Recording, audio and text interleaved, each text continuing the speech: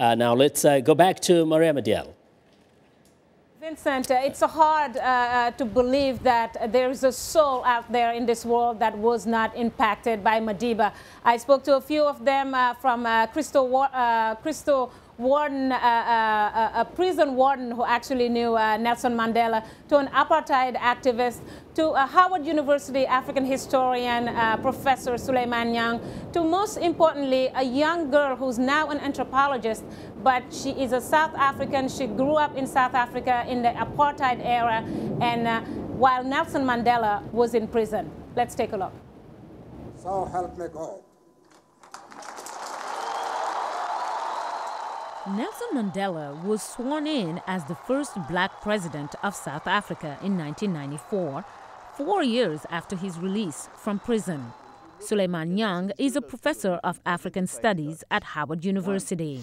A human being who suffered misery, pain, grief, and agony in prison for that number of years. Mr. Mandela was sentenced to life in prison for treason by South Africa's white minority rulers in 1964. When I started on Robben Island, Christo Brand was a prison warden at Robben Island in 1978 and struck up a friendship with one of the prison's most famous inmates. my one son was still a baby when I used to take him regularly to his cell.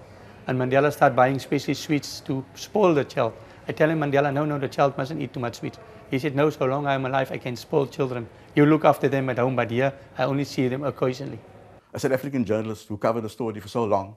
Alvin Andrews, a cameraman for ABC TV at the time, has very vivid memories of the day Mr. Mandela was released from jail. The shots of Mandela coming out of prison was just iconic. I mean, there were iconic images that will always stay in my mind.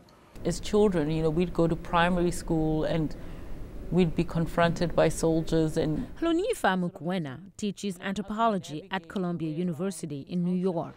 She grew up in the South African township of Soweto.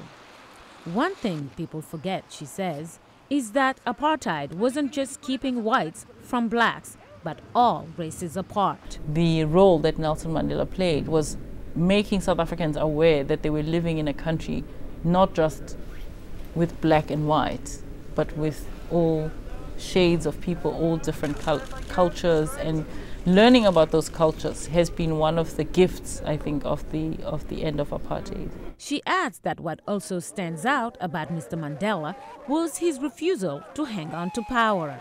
When his time came to give up power, he also did it with such grace and a sense that he had done his duty for the country and that it was somebody else's time to carry forward the job of changing the country for the better. We are very privileged in my generation to see the liberation of all of Southern Africa because we did not think we would see it in our lifetime. Carol Thompson was an activist against apartheid during the 1960s. She remembers when Mr. Mandela visited the United States and his contribution in reconciling all South Africans. The South African approach, which Mandela led, Archbishop Desmond Tutu was the head of the TRC, was we need to understand the damage that's been done. We need to understand the oppression. And so it has to be some truth-telling, and then we will have the reconciliation and the understanding of the person of the enemy. We will have created a society which recognizes that all people are born equal. That, she says, is the legacy of Nelson Mandela. Mariama Diallo, VOA News. A legacy that would live for centuries to come, I'm sure. Vincent, back to you. Thank you very much, Mariama. Now,